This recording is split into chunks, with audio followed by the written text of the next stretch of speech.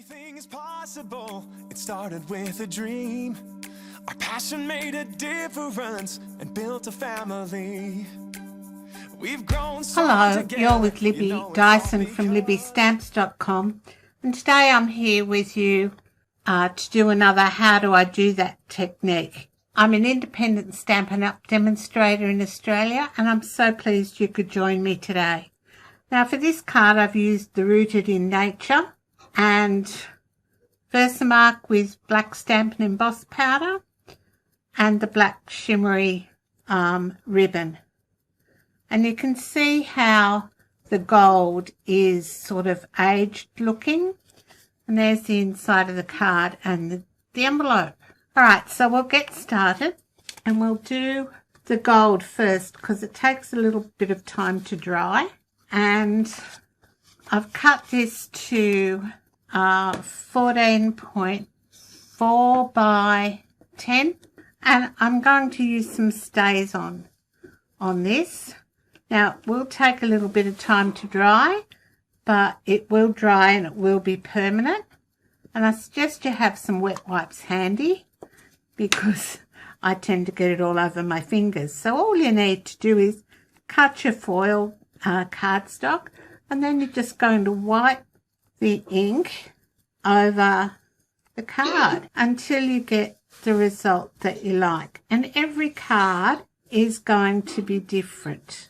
So this one's just with gold foil. You can do it with any coloured foil you like. Alright, so I'm also just going to ink up the edges a bit with the Stāzon. And so I've inked it up and I'm going to put it to one side to dry. Alright, then I have a card base at Crumb cake, which is 21 centimetres by 14.9. And I'm just going to ink around the edge, and this time I'm using Memento just because I find that's easier and less messy. So we want the card to look sort of fairly aged. So I'm just going to ink around the edges of the cardstock with a sponge very quickly. And you can make any card look aged by inking around the edges of your cardstock. And we might actually make the inside look a bit aged as well. So that's our card base done. And I've already gone ahead and I've stamped in Versamark the sentiment and heat set it with Black Stampin' Emboss. And I've stamped the trees from Rooted in Nature. And I'm just going to go around that and ink that up. And I've done that in Memento again. And I want it fairly aged looking. So I'm dragging that sponge across the edge a bit so that it looks sort of a bit like an old photo, I suppose. And just the last side. And then we're going to add some ribbon to it.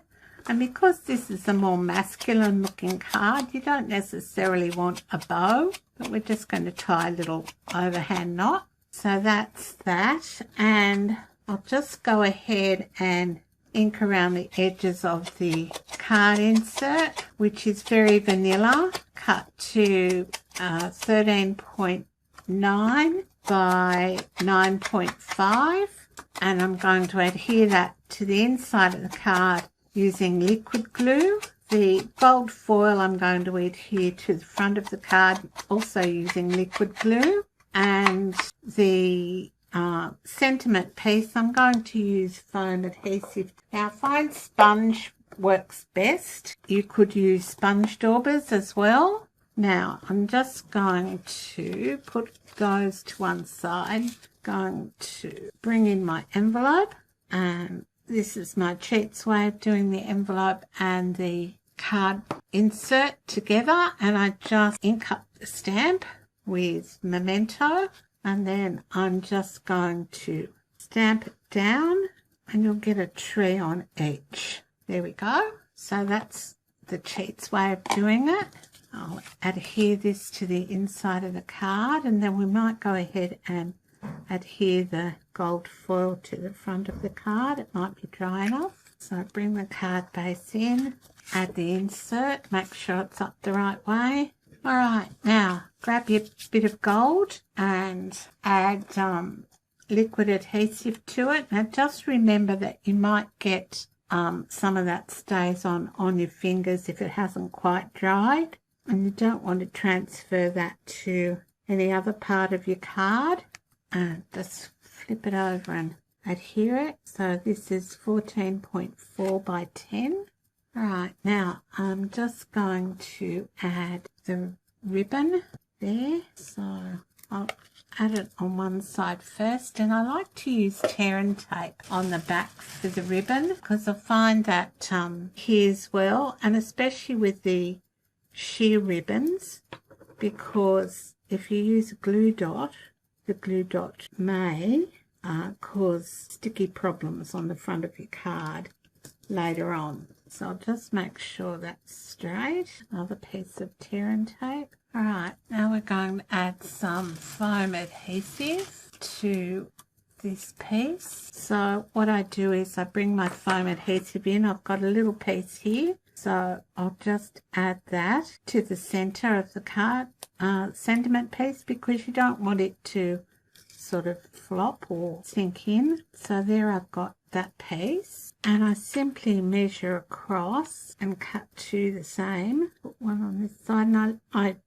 move them in a bit from the edge so that they can't really be seen from the edge when the card's held up. Then I need two more bits there, tray piece. All right, backing off those bits. All right, so piece done. I'm just going to pop it, center it on the card like that. All right, now because it's a masculine card, I don't really want a bow, but I'm just going to tie an overhand knot around my finger. Pull it not too tight, neaten up those ends, and grab a glue dot and just put it on. I call the back the flat bit, so I just pop the glue dot on the back and then pop it on your card where you'd like it. So I'm going to put it on this side this time. And there you have distressed metal technique using foil card and Stāzon. So it's quite an easy technique, and it does look quite effective, and it's great for masculine cards. It's great for any sort of card. So there's the one we just made. You can buy all these products in my online store, and I'd love you to shop with me. Here's the one I made as a sample. So they're both a little bit different.